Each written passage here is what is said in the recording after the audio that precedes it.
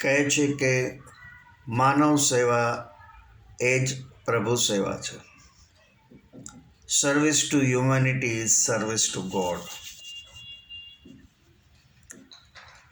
Social media પર પીરસાતા 56 ભોગમાં મનોરંજન, માહિતી, જ્ઞાન વગેરે અનેક પ્રકારના વિડીયોઝ, રીલ્સ, પિક્ચર્સ દર મિનિટે સેંકડોની સંખ્યામાં પબ્લિશ થતા રહે છે અને લોકો પોતાના મોબાઈલમાં સ્ક્રોલ કરી મનગમતું શોધવામાં હંમેશા વ્યસ્ત હોય છે.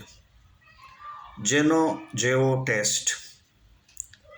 મને આકર્ષતા વિડીયોઝમાં ફૂટપાથ પર અથવા પુલ નીચે અથવા કોઈ અવાવરું જગ્યામાં ખુલ્લામાં જીવતા અત્યંત ગરીબ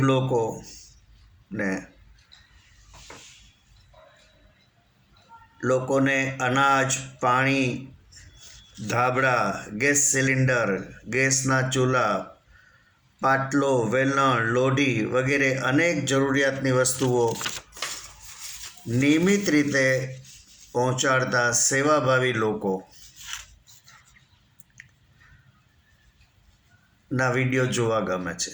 તે લોકો એટલું તો સાબિત કરી આપે છે કે માનવતા હજુ મરી નથી.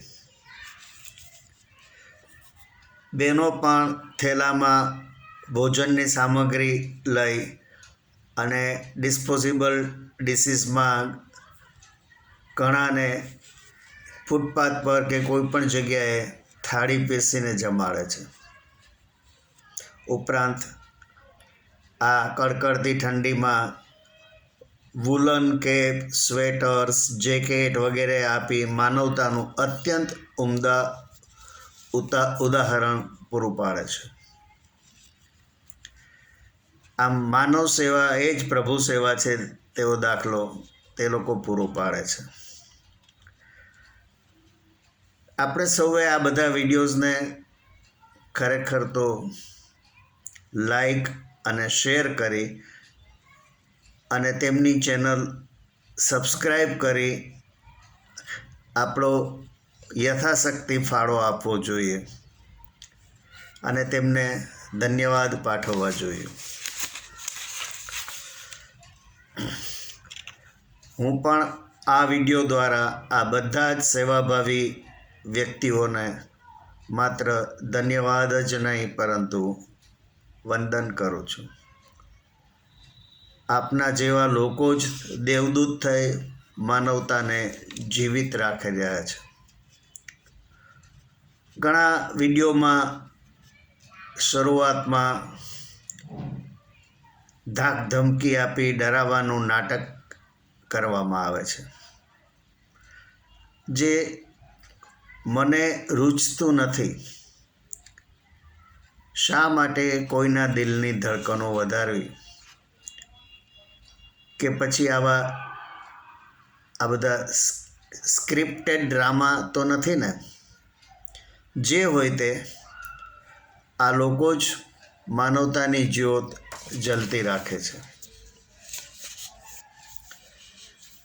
એક્સિડન્ટ થયેલા અથવા પેરાલિસિસવાળા પુરુષ આવા નાના તંબુમાં પડ્યા હોય, પત્ની ખૂબ મહેનત કરી 30-40 રૂપિયામાં લોટ, તેલ લાવી લાકડા સળગાવી રોટી બનાવે, શાકના તો પૈસા ન હોય, તેવામાં આવા દેવદૂતો પ્રગટ થાય છે.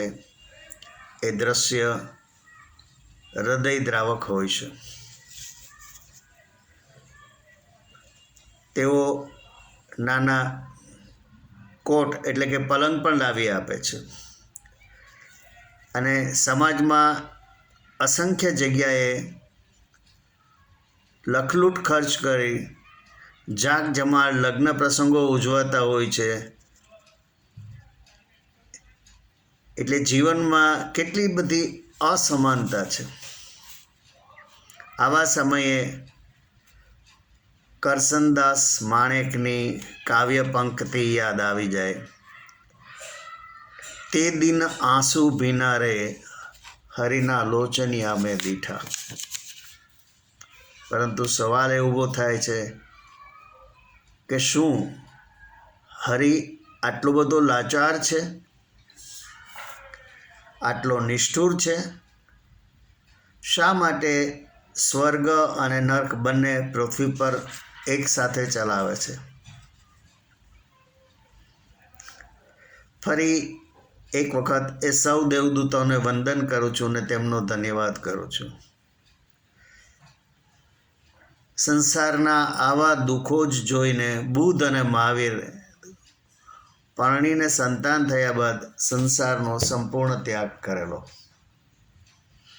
આપને મારો આ વિડીયો ગમ્યો હોય તો લાઈક કરજો, આપના ગ્રુપમાં શેર કરજો અને મારી ચેનલને સબસ્ક્રાઈબ કરજો.